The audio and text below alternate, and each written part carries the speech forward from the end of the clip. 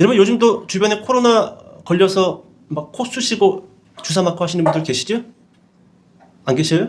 예, 지금도 있어요. 이제는 약화돼 가지고 바이러스가 우리가 그렇게 거리두기를 한다든지 일주일씩 보름씩 집 톡방에 갇혀가지고 사식 넣어주듯이 문 빼꼼히 열고 밥 처먹어라 그렇게 하지는 않지만 지금도 코로나 환자는 있습니다. 여러분 5년 전이죠. 5년 전. 전 세계적으로 이 팬데믹, 여러분 팬데믹이 뭔지 아세요? 사람이 고칠 수 없는 전염병이 전 세계적으로 확산됐다라는 것이 팬데믹입니다. 우리 옛날에 흑사병 그런 유럽을 강타했던 흑사병 그래서 유럽의 인구가 3분의 1이나 사망했다라는 그런 역사적인 것들을 역사를 통해서 들었는데 우리는 코로나19, 코비드19 이 팬데믹 상황을 우리가 직접 겪게 될 줄은 꿈에도 못 꿔봤죠? 근데 우리는 실제로 5년 전 그와 같은 세계적인 대재앙을 직간접적으로 경험을 했다라는 거예요. 잠깐 좀 코로나 이야기 좀 하면서 오늘 본문으로 들어가 봅시다. 2019년 12월 중국 후베이성 우한에서 이 폐렴 환자가 다수 발생됩니다. 그래서 과학자들이 조사를 해보니까 이 폐렴이 아니라 코비드19 바이러스에 감염되었다라는 사실을 발견하게 됩니다. 이때가 2019년 12월이었습니다. 그리고 한 해가 지나서 2020년 1월 11일 드디어 중국에서 첫 번째 코비드 사망자가 발생되어져요. 그리고 이 소식을 듣고 전 세계는 긴장합니다. 긴장해요. 그냥 감기 바이러스 정도인 줄 알았는데 걸린 사람이 죽었다고? 자, 그리고 여러분 2020년 1월 20일 그러니까 딱 중국에서 첫 번째 사망자가 발생이 되고 19일이 지나서 드디어 한국에서 첫 번째 코로나 확진자가 발생됐다라고 뉴스에서 긴급 속보로 보도가 됩니다. 자, 이 첫 번째 확진자를 조사해 봤더니 중국 후베이성 우한에 여행을 갔다가 한국에 도착했던 사람입니다. 자, 그리고 2020년 2월 정부에서는 거리두기를 좀 할 필요가 있습니다. 집회를 자제해 주시기 바랍니다. 라고 여러 번 당부를 했지만 대구에서 그 유명한 신천지가 집회를 가지게 되고 이 집회를 통해서 신천지가 집단 코비드19에 감염이 됩니다. 뉴스에서 난리도 아니었죠. 이만희가 텔레비 앞에 나와서 무릎 꿇고 사죄하고 용서를 구하고 난리도 아니었어요. 이때 전 국민이 신천지에 대해서 알게 되고 그리고 신천지를 아주 미워하고 증오하면서 더욱달아 기독교까지 싸잡아서 욕을 먹기 시작을 했습니다. 자, 2020년 3월 그러니까 중국 후베이성 우한에서 코비드19가 발견되고 3개월이 조금 지날 무렵 드디어 세계보건기구 WHO라고도 하지요. WHO는 코로나19를 팬데믹으로 공식 선언하면서 전 세계적인 대유행이 시작될 거다라고 공표합니다. 지금 들어도 섬찟하죠? 섬찟해요.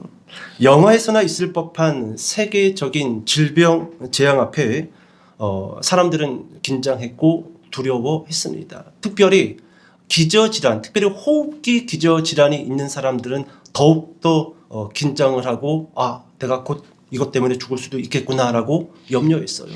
저희 아버지도 마찬가지지요. 기저질환, 호흡기 질환이 있어서 코비드19 안 걸리려고 근 2, 3년 동안 집에서 나오지 않았어요. 그 바람에 기침은 더 심해졌고 코로나는 걸리지 않았지만 결국 그 기저질환, 호흡기 질환으로 돌아가셨습니다. 많은 사람들이 긴장했고 많은 사람들이 두려워했습니다.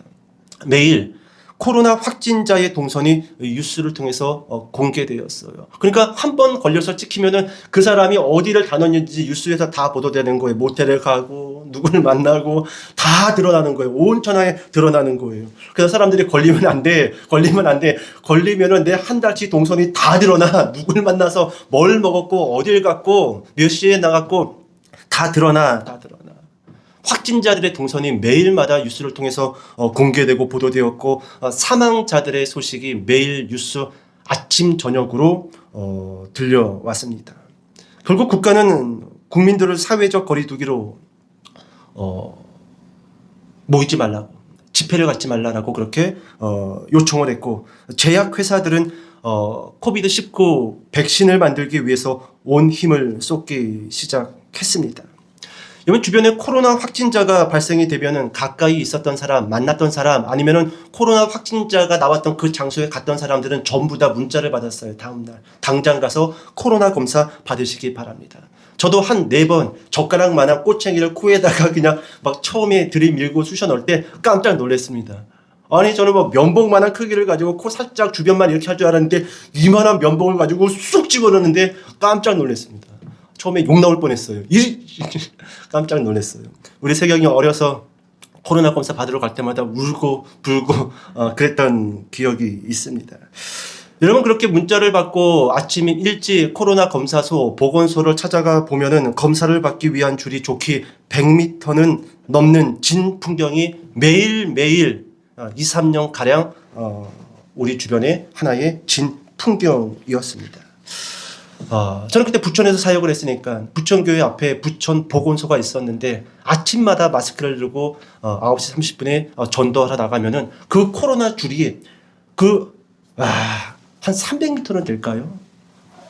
일직선이 안 되니까 한번 꺾고 또 꺾고 또 꺾고 해서 그냥 계속 500명일까 1000명일까 저는 그 사람들 앞에서부터 마스크 나눠주면서 교회 나오세요 예수님 믿으세요라고 하면서 전도했던 기억이 있습니다.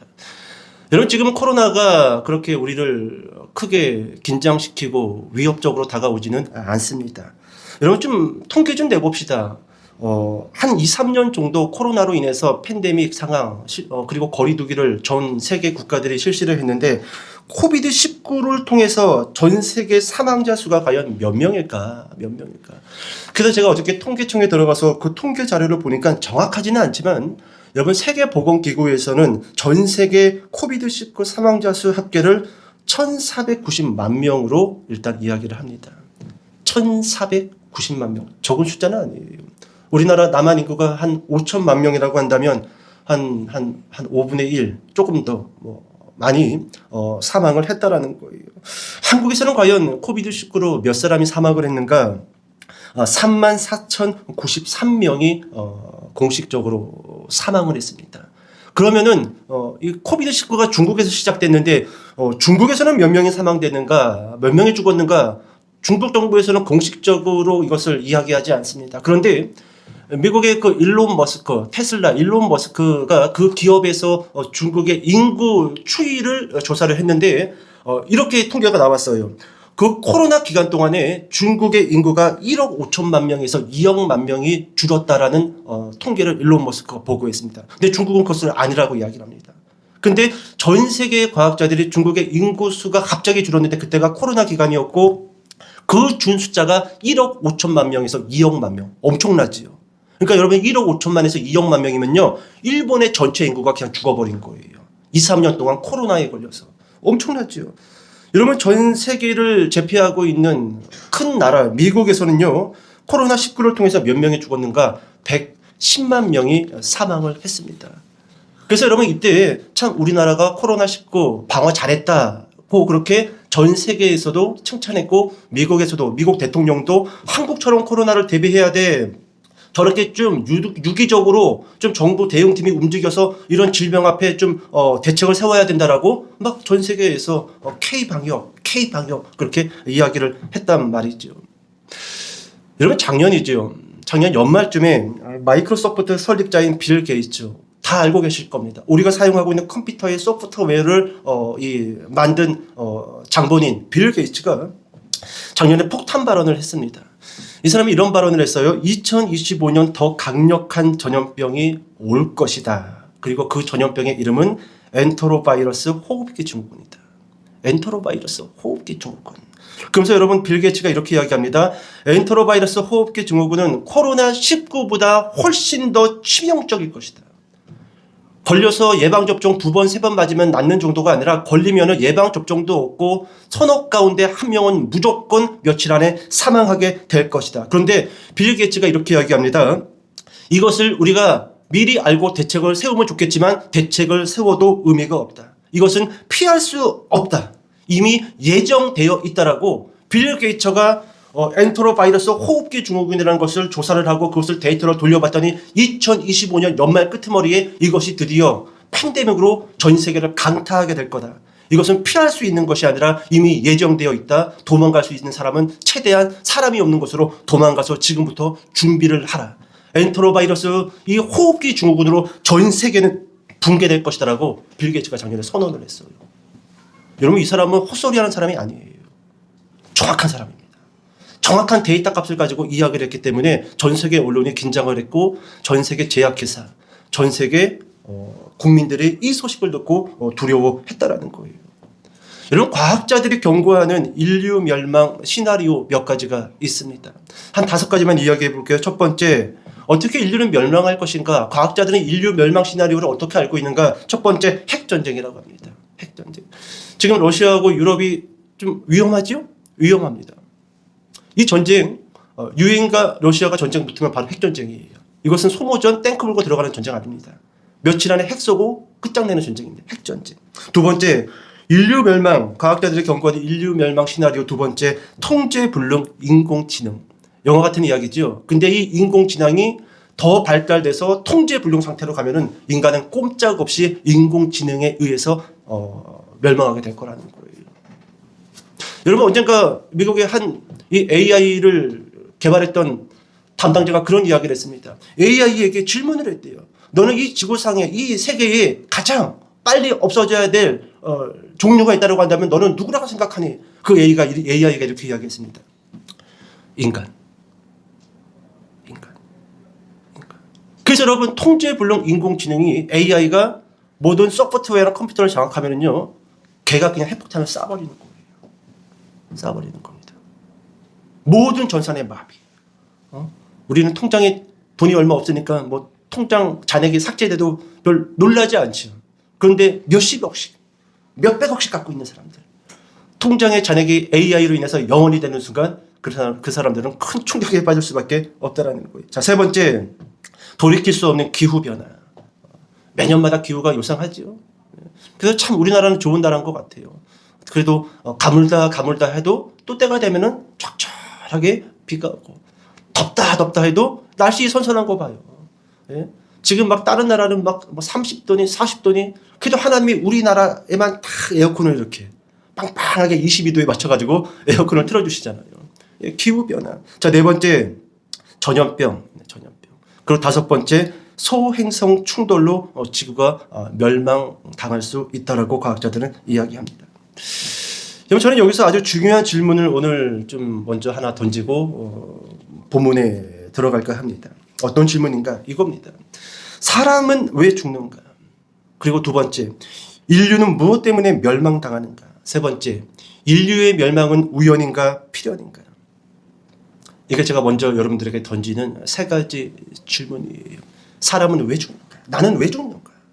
그리고 인류는 왜 멸망당하는가?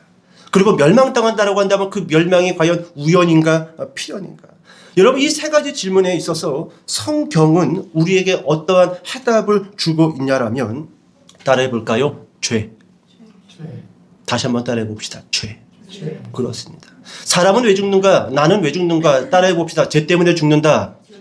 그렇습니다. 인류는 왜 멸망받는가? 여러분, 인공지능 때문에 멸망받는 것이 아니라, 전염병 때문에 멸망당하는 것이 아니라, 소행성의 충돌에서 멸망당하는 것이 아니라, 핵전쟁 때문에 멸망당하는 것이 아니라, 자식놈의 새끼가 말을 안 들어서 멸망당하는 것이 아니라, 따라해 봅시다. 죄 때문에 멸망받는다라는 겁니다.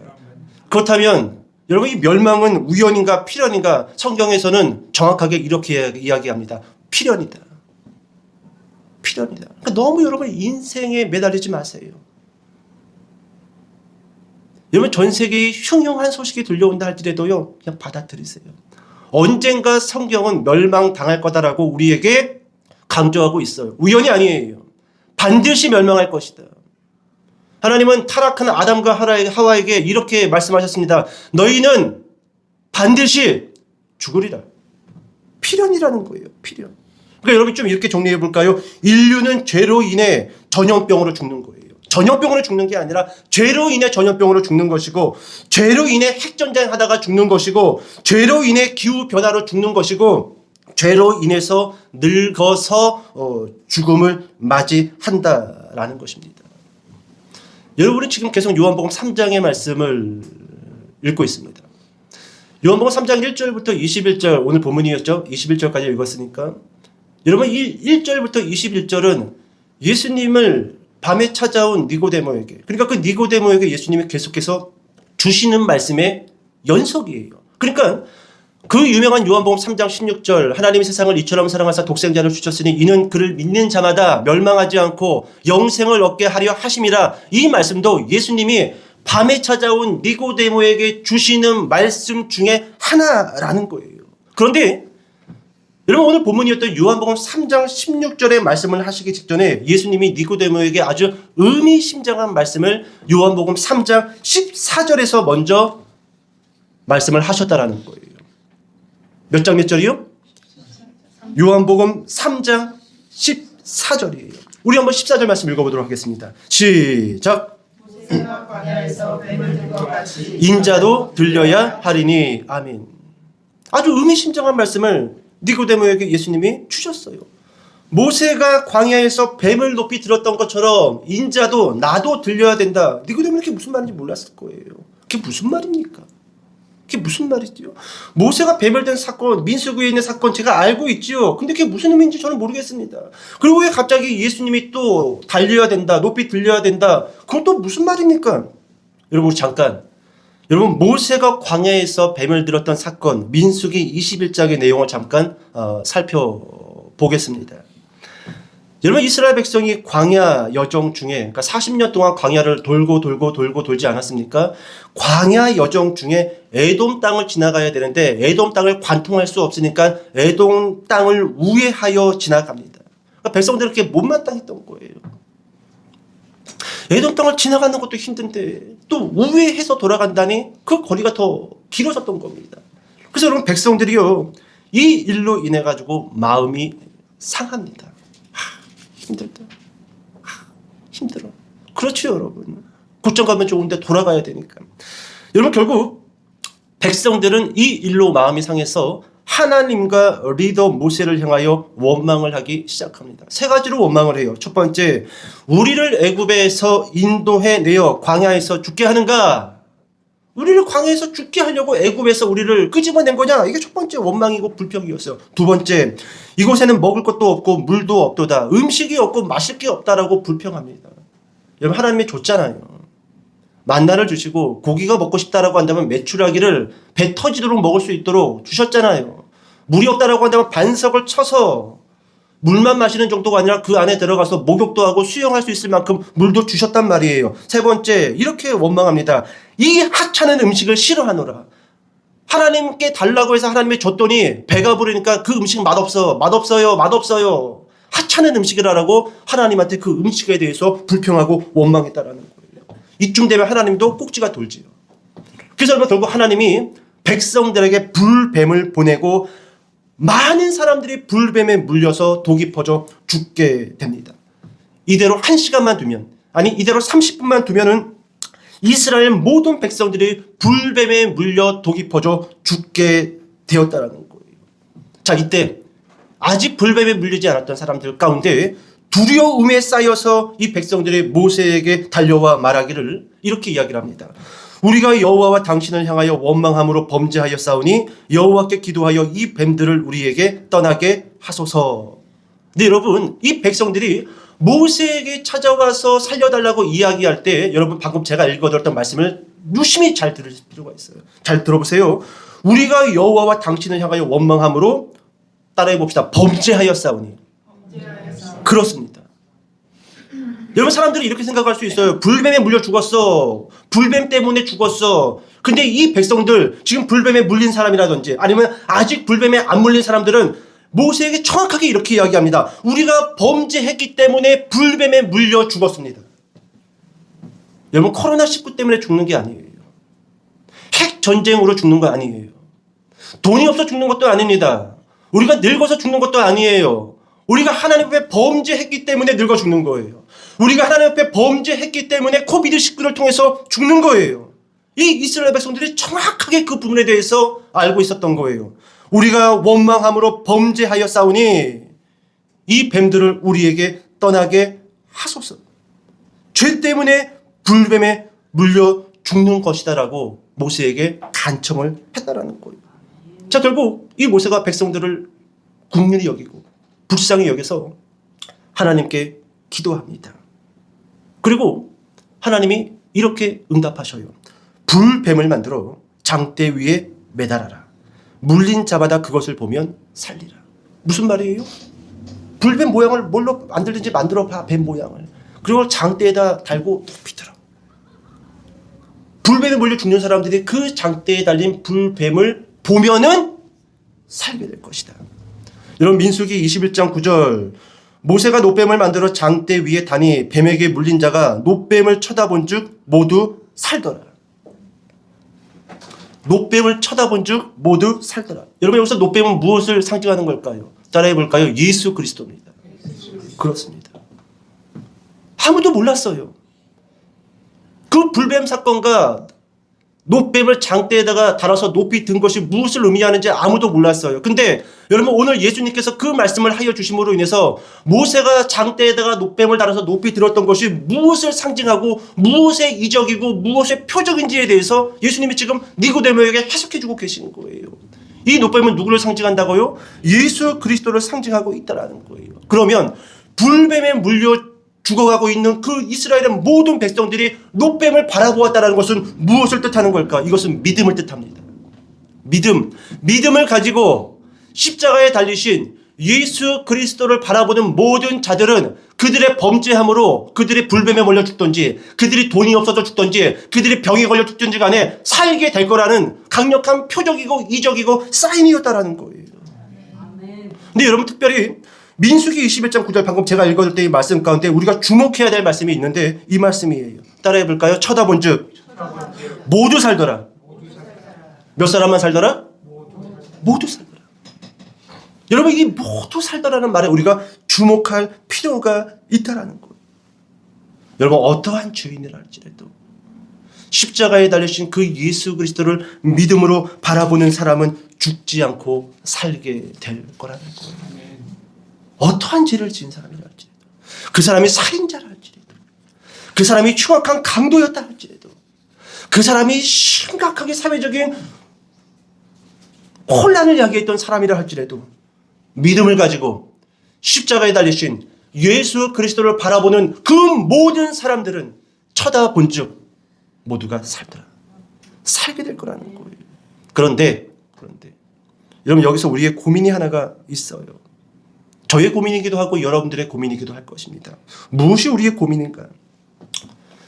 여러분, 불뱀에 물려 죽어갔던 사람들은 불뱀을 보자 곧장 살았습니다.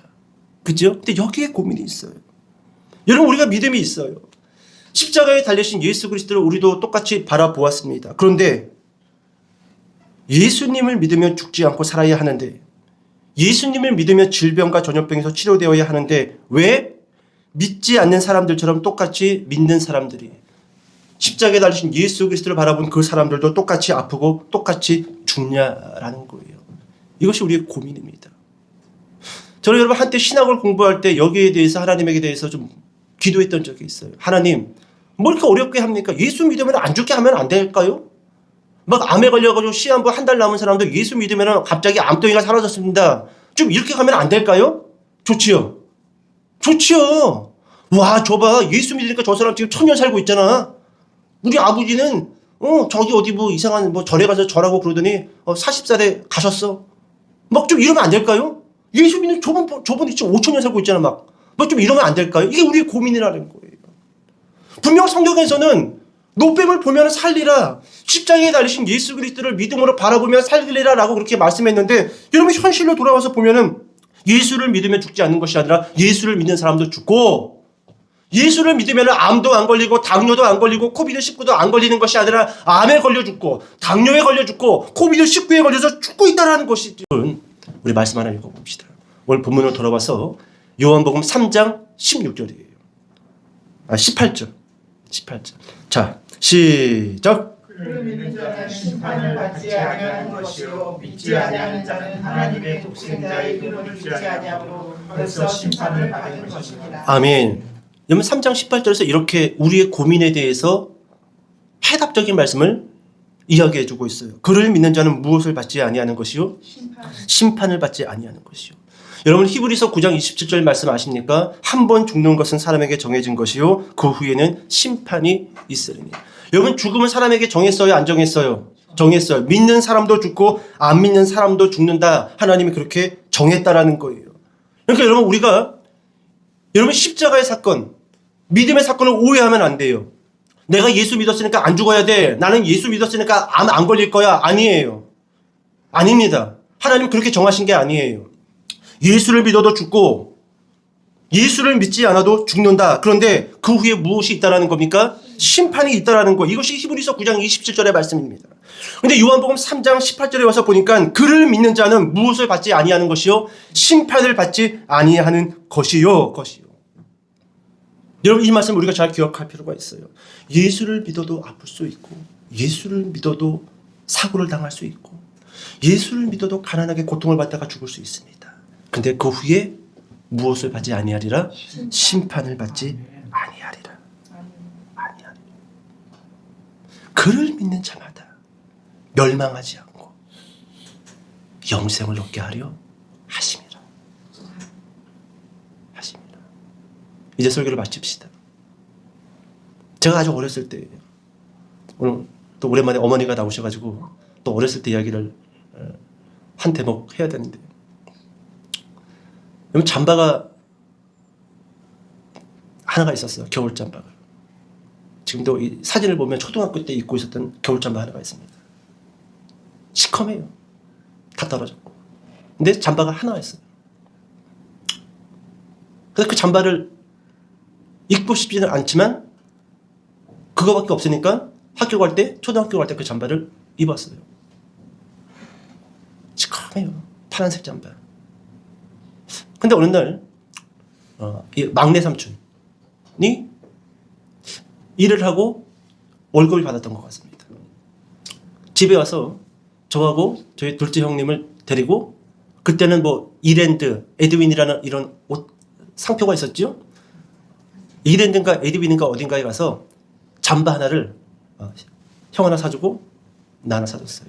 한 4만 원, 4만 5천 원 정도 되는 잠바를 하나 사줬어요. 제가 집에 가서 입고 있었던 다 떨어진 시커먼 잠바를 벗고 버렸을까요? 안 버렸을까요? 갖다 버렸어요. 당장 갖다 버렸어요. 그리고 삼촌이 사준 잠바를 제 기억으로 중학교 3학년 때까지 입었던 걸로 기억을 합니다. 여러분 설교 마칩시다. 여러분 헌옷을 벗고 새 옷을 입는 것처럼 죽음으로 우리가 육체를 떠나는 날 하나님이 우리를 심판하지 아니하시고 부활의 몸, 영생의 몸을 주실 거라는 거예요. 아멘. 누구에게요? 따라해 봅시다. 그를 믿는 자마다. 그렇습니다. 그를 믿는 자마다. 그러니까 여러분 우리는요 아픔과 눈물과 질병과 연약함과 늙음과 고통에 대해서 세상 사람들처럼 너무 두려워하고 긴장하면 안 돼요. 예수를 믿는 사람은요 코로나에 걸려도 삽니다. 이제 이게 무슨 말인지 알겠어요? 예수를 믿는 사람들은요 암에 걸려 죽어도 살아요. 핵전쟁이 일어나도 예수 믿는 사람은 살아요. 왜요? 무엇을 받지 아니하니까? 심판을 받지 아니하니까. 그러니 여러분 헌옷, 낡은 옷 싹 벗고 이 막 망가진 몸 싹 벗고 부활의 몸, 영생의 몸 받아가지고 입을 때 얼마나 기분이 좋겠어요. 그러니 여러분 세계적인 질병의 위협 앞에 또 우리 육체의 질병과 연약함 앞에 너무 무기력하게 그렇게 앉아있지 마시고 예수 그리스도를 믿음으로 다시금 우뚝 서서 우리가 해야 될 사명들을 감당하는 저와 여러분 되시기를 주님의 이름으로 축복합니다. 기도하겠습니다.